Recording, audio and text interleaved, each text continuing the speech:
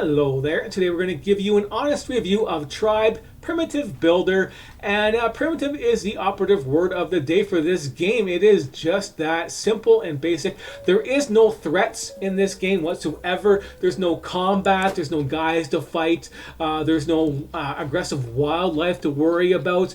Fall damage is mostly a joke. You have hit points, but you don't take any damage from fall damage unless you're falling off like the highest cliff possible to take fall damage. You have to worry about food and water, which seems to be survival of the lamest. So there's nothing really to worry about in survival for this aspect.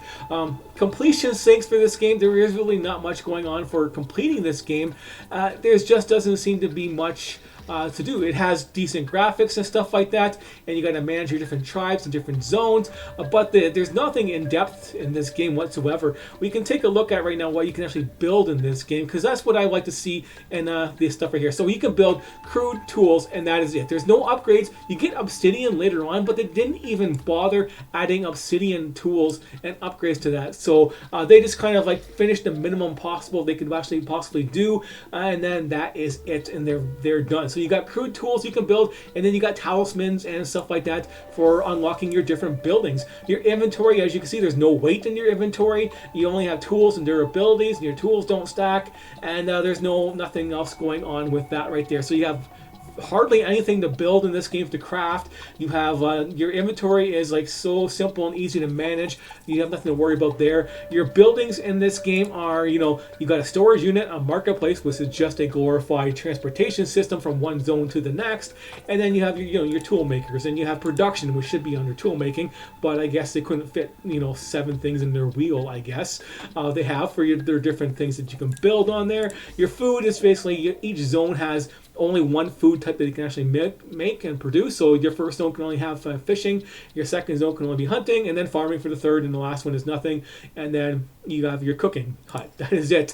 For your stuff, you have your workshop, and then you have 3 different sizes of houses, basically. That is it. This game is supposed to be about organizing your tribe and having them work for you, but for your character skills, you have skills that only affect you, and no, there's nothing else to upgrade them here. So you have no upgrades, and all it is reduce your fatigue and have a chance to find one additional resource for your stuff. So that is it. Less energy and less stuff.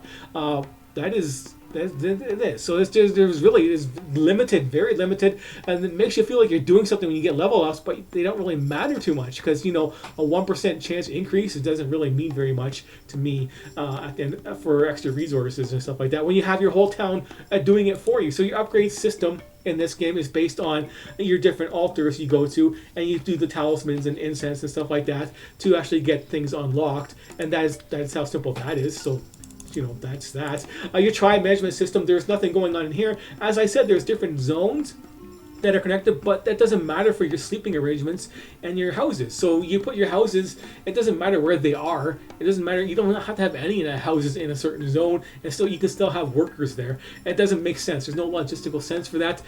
You can't adjust anything in here, so you can't move this. You can't rename anything in this here. Your whole overview for your tribe, which is crappy as hell. They couldn't even do that.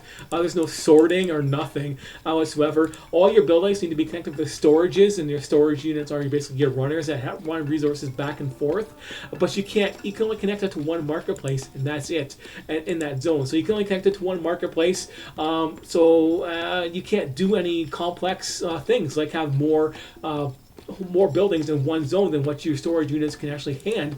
For an example, so yeah, I got this little hut right here. Where is it? Up here we go. This one right here. So I have this one right here. If I want to connect it to my storage unit, everything shuts down because I hit the maximum workers that I can have. So nothing is going to be working right now because I did that.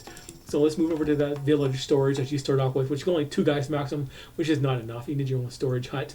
But yeah, you have to have all this stuff, and it's not enough to actually have one of everything going that you can actually do in this zone, which is kind of limiting. And then these things are connected, the storage huts are connected to a marketplace, which is connected to another marketplace in another zone, basically. That's how simple and easy it is to do, but you can't do anything else. And the resources you can change, you can't send food to other locations, and you can't send tools to other locations. So you're limited on what you can actually send to other locations via, your guys that are walking back and forth from your marketplaces back and forth. So you can't do that. The only food you can send is spice food, which you get later on, which you have to send to the last area. area, and that is it. So you can't really do much in this thing. It's very disappointing for that menu system, what you have. And getting guys, you only get 3 new guys at a time, and you have to run around and do it. So you got to talk to the scout guy, which will send you off to a campfire somewhere, which means you got to run across the whole map to go over there and talk to the guys and get them to join you. That's how you get more people.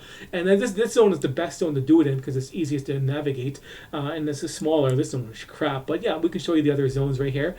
So we can go over there and warp over to this desert zone right here. If I can actually click on the damn altar, and that's the fast travel. You can fast travel to these altars, and that is it. But this here sucks. It's a sandstorm, so this sucks. But yeah, so if you're going to be building your stuff, of course, build it near the altar and stuff like that. But your storage units and things like that suck for your tools and things like that. You can't make as much tools as you want because, as you can see, my inventory is basically full right now, and you have got to capture how much the inventory you're actually making off of these things. So yeah, you got to cap your tool production, so you got to waste guys on making tools and sending tools, and they need their resources. So you have to build you're building the same tool network over and over again in each zone. That's all you're doing. It basically is building stuff and building a whole new tool building network and the resources that they need to build the tools just to get the 1 or 2 new resources that you get in that zone that you're in. Like this zone here has like clay, which you're done using. After you're done using clay, you don't need it no more. So all the clay building stuff is like after you have enough supply, there's nothing else that uses it anymore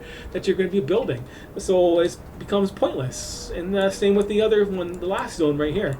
Over here, the better looking zone over here. It's just the only thing in this zone right here is obsidian, and that is it.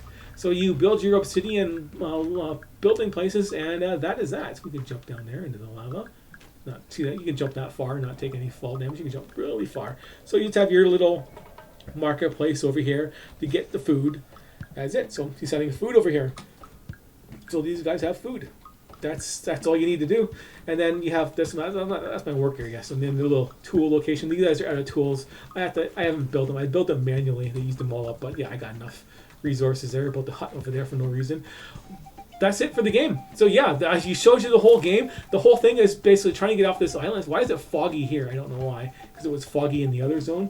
But yeah, there's a little volcano over there. You can barely see. The whole thing is about this volcano erupting. And then you go ahead and build a boat. So there's the boat over there. It's like a one building. It's done basically. I just got to finish off the last quest and leave. But when you leave, it's just 10 seconds of your boat leaving. They don't even show you the volcano erupting and the island being destroyed or anything like that. They stopped short. They said, hey, we got the boat leaving. All this other stuff is going to be we're going to do later on at the end of the game, like having all these other buildings that they have in this game that you can go around there and possibly deconstruct, but you can't do it because they didn't actually add it in there. So there's all these destroyed buildings and stuff like that throughout this game, which you can't actually deconstruct. There's only the certain ones that have treasure chests, but I'm talking about the town ones.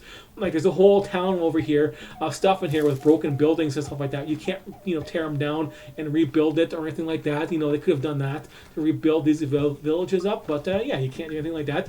It's just not that interesting.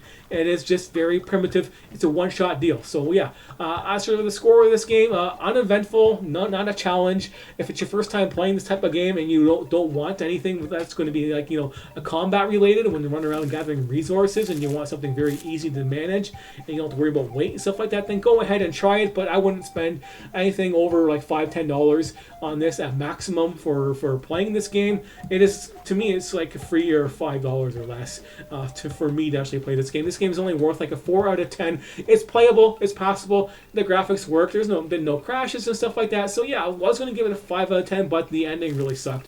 And it was very disappointing. And I felt like all the stuff I did to collect all these resources just becomes non-existent. There's no point. There's no reward at the end of the day for doing it. Like for building a huge network of systems and stuff like that, there's no gratification to it. It's like ungratifying, unchallenging, and the terrain is the same stuff over and over again, which gets boring as you run around back and forth trying to collect more people to work for you. It's just very that simple. So yeah. that is my score for this game. Thanks for watching. And as a last little note right here, all these little assets that this game might have stolen assets off something else. I don't know for sure. It seems like it did because of how simple they stopped at everything they did in this game.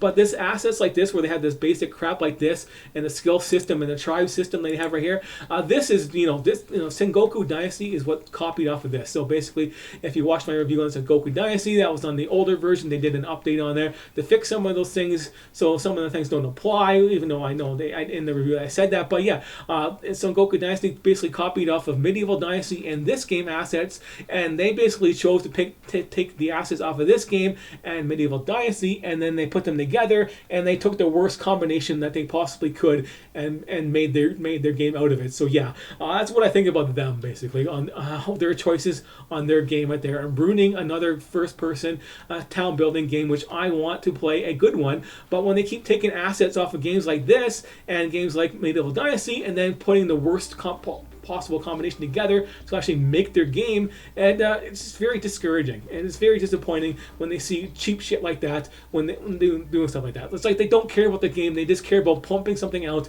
that people will try and play, and then they get the cash grab, and then the game's done. Like this one here is done. They finished what they could do, and they're done. So yeah, cash grab and done. They don't care about their game. They did nothing like that, and it's just too bad Medieval Dynasty didn't do any more real updates where they had content. They had potential to do more in this game. They need on their game to be the better one. But yeah, Medieval Dynasty is better than this one, and that Son Goku Dynasty will ever be. But it's still not the best. So they could have done more stuff with armor and upgraded their buildings more, stuff like that. But at least they had the options to do that. And these games don't. It's just a shallow, cheap experience for people who like that game, that style of game, and then they make a cheap thing like this with better graphics, and they think it's going to be a hit. And, it's not. It's worse, and it's not recommended to actually bother with it if you played that one already. But that's it for today. Thanks for watching, and I will see you later.